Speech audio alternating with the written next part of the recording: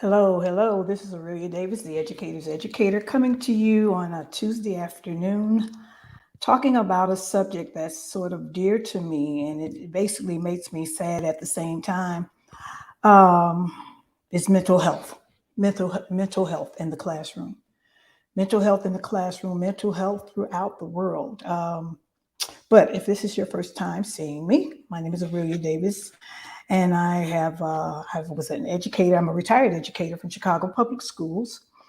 And after retiring, after that time, about 30 something years, I felt that there was still a need for me to share my opinion and share my passion about education because children still matter to me and if teachers matter to me.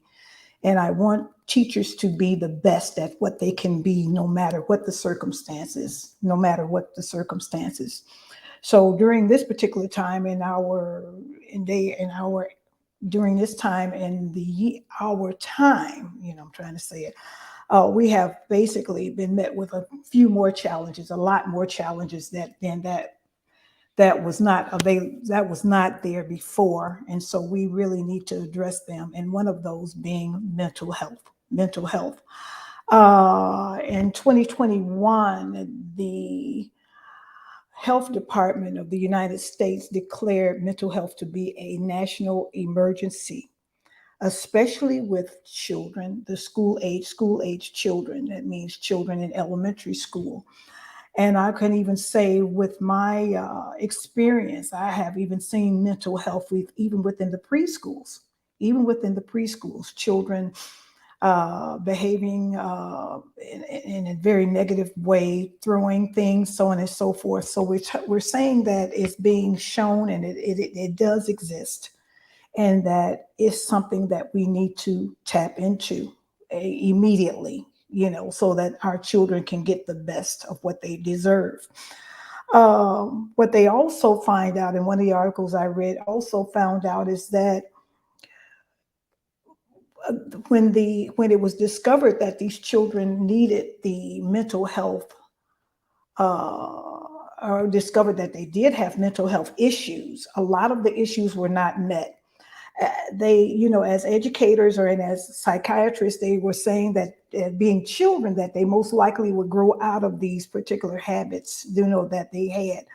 But what they did is they found out also that this was something that was ongoing, and it was not going to be, they did not meet it, and they didn't even know how to meet those challenges that these children were having.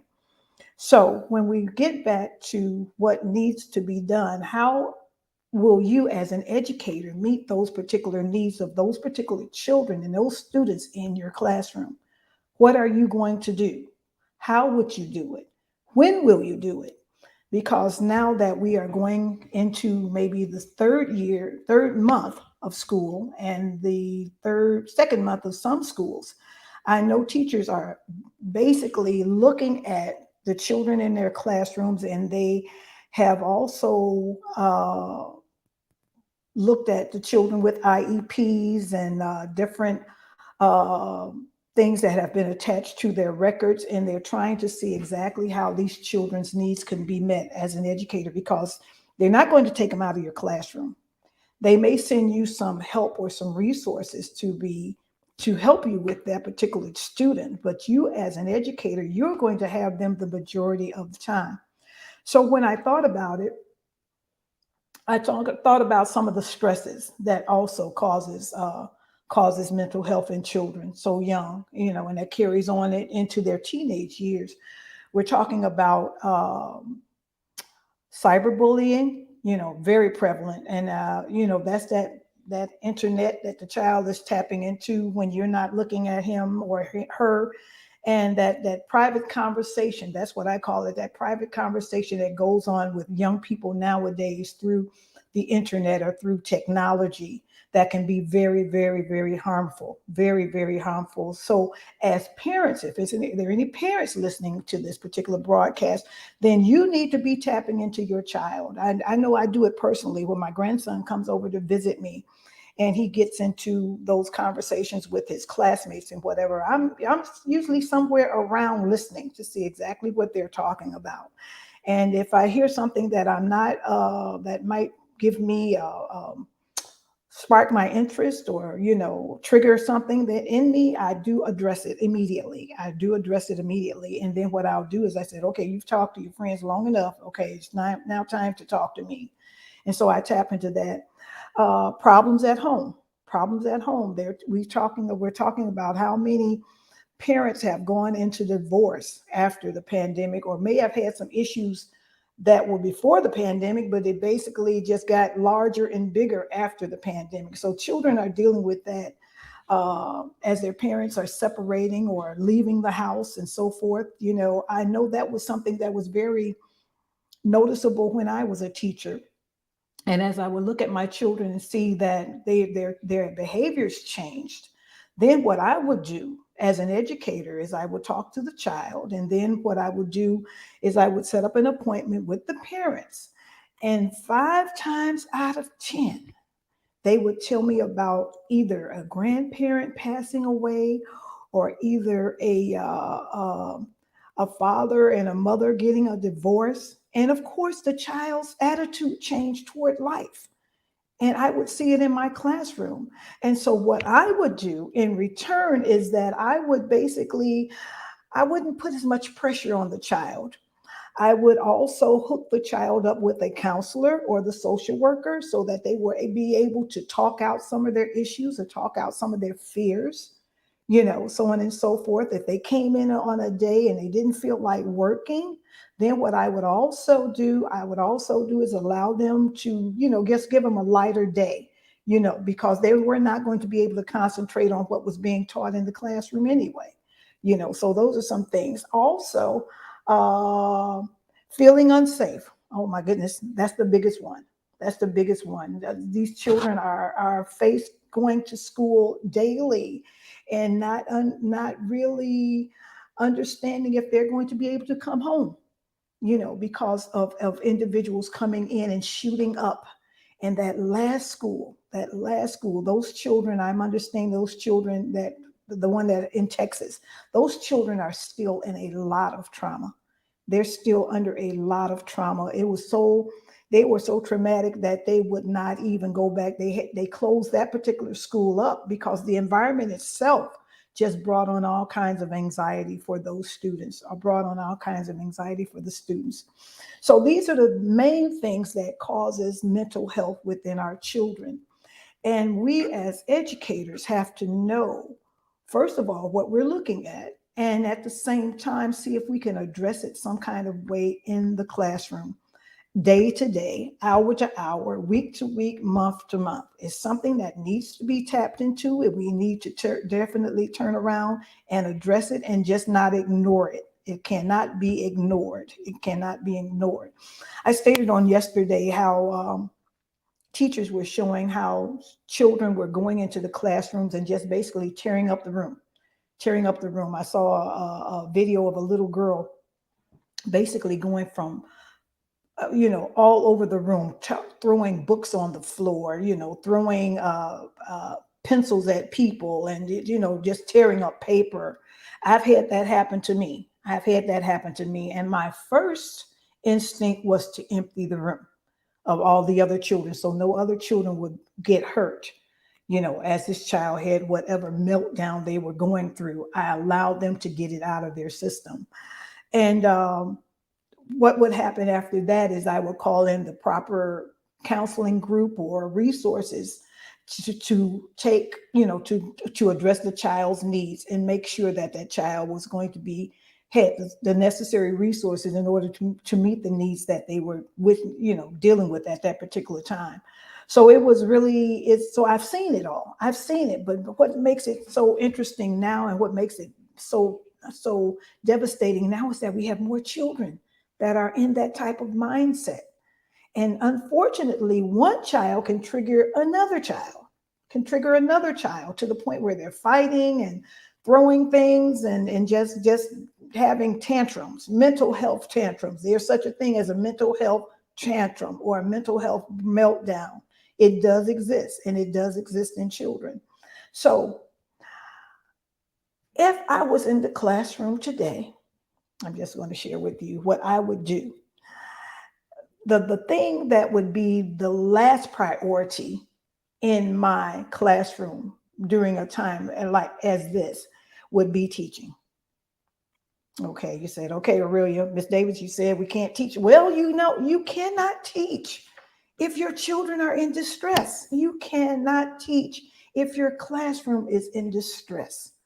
Okay, if there's some things happening within that classroom and those children are not in the mindset of learning and picking up a book and learning what 2 plus 2 is, or reading about a dog and a cat, then you are not going to get the message across. So, what I would do, I would start out, you need to exhibit more sympathy and compassion. That's the first thing you need to do. You need to exhibit more sympathy and compassion. And it does not mean that you are necessarily you're feeling sorry for them, but to feel sorry for a child is not going to give the child the sympathy they need or the compassion that need. That means you basically want to be able to help them where they are. And that means give them the necessary resources in order for them to get what they need. So sympathy and compassion. That means those little faces that come into your door every day. You want to look at them. You want to look at them in their eyes and see if you see any indicators of stress or any indicators of sadness, indicators of being hurt or violated. And those things are Those things are necessary to the point where we have to basically do what we have to do. So you want that sympathy and that compassion in place as the children come into your classroom and you are reading their faces, you're reading their actions, you're reading how they socialize with their classmates. You're reading whether they are sitting on the side or they're quiet, a little bit more quiet than usual. You're reading whether they're being very aggressive, with any of their classmates, or being aggressive with their pencils and tools on their desk and everything. And then something we used to do as far as art therapy was concerned, we used to look and see how children draw pictures. A child drawing a picture is a very, very, very uh, uh, a good signal that something is going wrong or something is wrong in that child's life. So we're looking at sympathy and compassion. Decide what the immediate needs of the students are. Decide what the immediate needs of the students are. And like I said before, if you have a child that's coming in and destroying the classroom, physically destroying the classroom, your first and foremost thing is to get those other children out of that classroom. Your first and foremost, your first and immediate push is to get those other students out of the classroom so they will not get hurt. Then what has happened in the past, and they no longer recommend this, is that you go in and you try to restrain the child, but sometimes that's not to the best interest of the child or yourself. So you bring in the proper resources and the proper authorities in order to settle the child down. Talking to the child will also help. Talking to the child will also help. Johnny, I see that you're upset, and I am so sorry that you are having a hard time. Is there any way I can help you? You hear the compassion in my voice? That meaning that child's immediate needs are in my head, and I need to tap into that child right now to see how I can get that child, basically help that particular child. Johnny, can you come over to me? Just stand in front of me, as you're saying, okay, I understand you're upset and everything. Let's see what we can do to help that. And what has worked for me and what has worked in the past, after that child has finished tearing up that room, okay, what happens is sometimes they feel so sorry about what they have done that they want to go back and they will help correct what they did. If you give them that opportunity and say, can you help me put the room back together? And then you may want to pull in some other children to help because they're having compassion for their classmate at the same time. They're feeling compassion. They're feeling sorry for their friend and they want to help their friend. They get upset that their friend is unhappy. So they want to do that also. And then, like I said, notice changes in behavior. When my children come into my classroom, I take before even taking attendance. And while I'm taking attendance and getting ready for the first lesson of the day, I look at those little faces, or I look at the faces of my older children and see exactly where their mindset. If I see distress on their face, if I see sadness on their face, I'll call them out. Sweetie, come up to my desk. Tell me what's going on. I see that you seem to be having some issues right now. Is it something I can help you with? That's the compassion that you have. That's the compassion that you have. Can I help you with something? Do you need to go out and get some water? Do you need want to sit by yourself for a while? So you're not forcing that child into that first lesson that you're doing, for the simple reason they're not ready to do that. And they cannot do that right now. They're not going to be able to do that right now. So notice changes in behavior. And those changes can be from Monday through Friday, or sometimes it can be 2 days, and then their behavior they get back on task. You know, I remember, and somebody approached me about this. I remember uh, Monday mornings and how my children would come into the classroom, and I also remember how some of my students would put their heads down and fall asleep. I remember some of my students coming into the classroom, putting their heads down and falling asleep. I did not disturb the child. If that child needed sleep or needed some rest, I would let them get whatever they needed in that classroom. That's 6 hours a day, so you still have time. You still have time to do. But I would just be sympathetic to that child's needs, that they needed rest and they needed sleep. And the other children, sometime it was funny, but it was sad. Said, Miss so and so is laying his head asleep. I said, let him sleep. Leave him alone. Let him sleep. Let him sleep. And what would happen next is they would get up, they would wake up and they would say, Miss Davis, can I say, go get some water or whatever you need. And then I would help them with their assignments, whatever assignments may have missed. And it basically gave them the reassurance that I was behind them, that I was supporting whatever their needs were. And they like that. They love that. So looking at changes in the behavior. And then I started with, after a while, I would start with an open sentence. Okay, good morning. How is everyone feeling today? And the children, I said, okay, give me a thumbs up if you're feeling good. Give me a thumb sideways if you're, and then give me a thumbs down if we're not doing too great. Okay, thumbs up if you're feeling good. Sideways is, it can go one way or the other, or thumbs down. And I started noticing how my children, of course, if the majority gave me a thumbs up, that means we were ready for the day. We were ready for the day. If some of them gave me a sideways, and I said, okay, well, you ones that gave me this, why don't you find something in your desk to do that pleases you? You can take out a book to read, you can do a coloring or whatever like that. And then those that had the thumbs down, I would pull that group together one by one and see exactly what their needs were and how I needed to meet their needs at that particular time in order for them to be successful throughout the day. Who had a great night's sleep? Who slept all the way? Who slept? What time did you go to bed last night? What time did you go to bed last night? And of course, they would tell me their various stories. I was looking at television, whatever. So I said, okay, you being that age, you need to get your sleep so that you can be ready for school the next day. That is very, very important, that you get a good night's rest and whatever. And then those children that may have had some trauma in their homes, you have to basically be able to listen to that type of information also. So all of these things are part of things that we as educators have to look at now that mental health is on the rise in our classrooms. Mental health is on the rise in our classrooms, and it's not from school to school. It's school to school, state to state, country to country, because we've all come out of the same thing as to what we needed and what we were not able to fix as far as the pandemic is concerned. So these are this is the residue of the pandemic. It's the residue of the pandemic.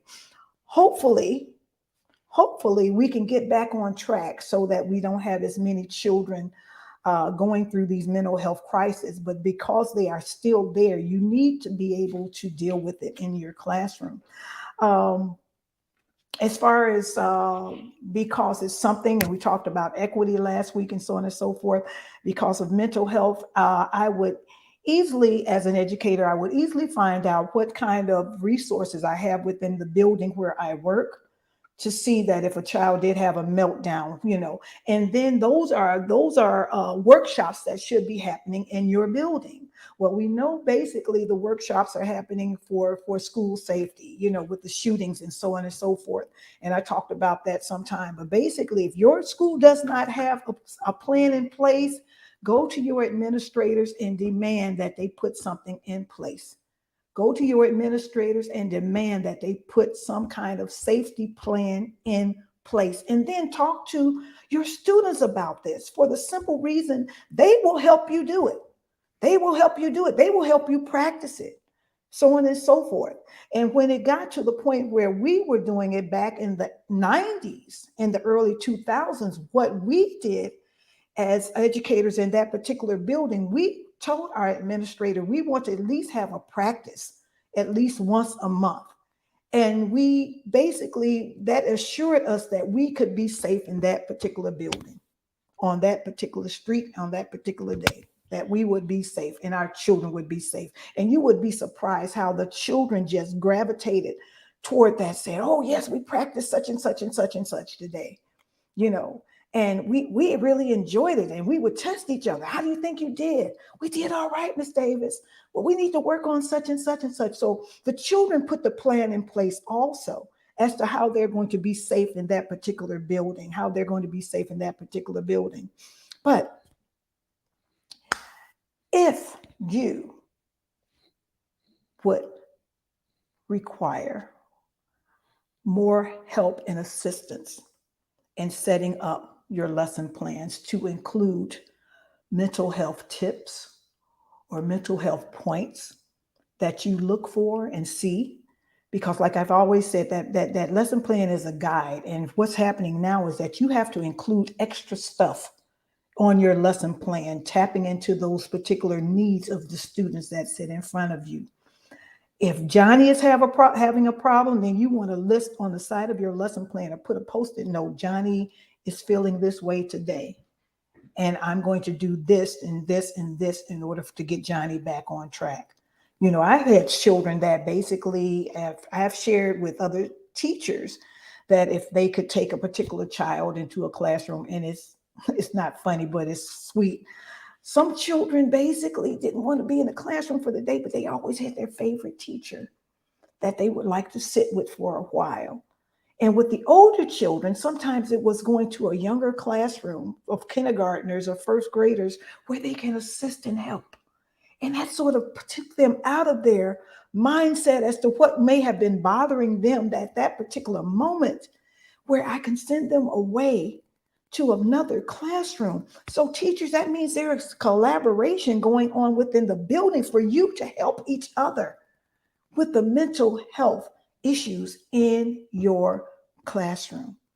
And if you as a group work together, then you will be able to do exactly what you need in order to fit and fit the needs of your students. Well, that was a mouthful.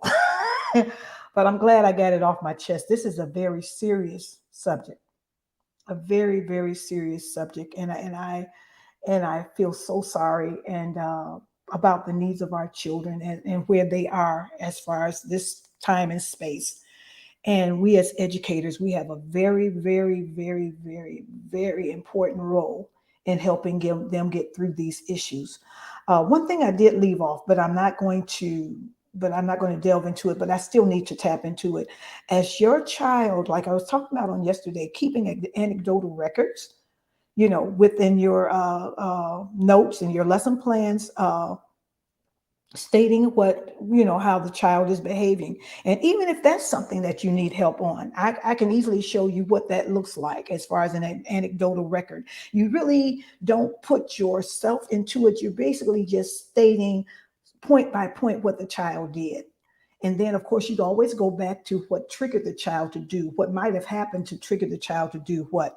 And you start from the top, what happened, what triggered it, and then you go into what steps the child did in order for to be what aggressive things happened with the child, and then you say how you solved the problem.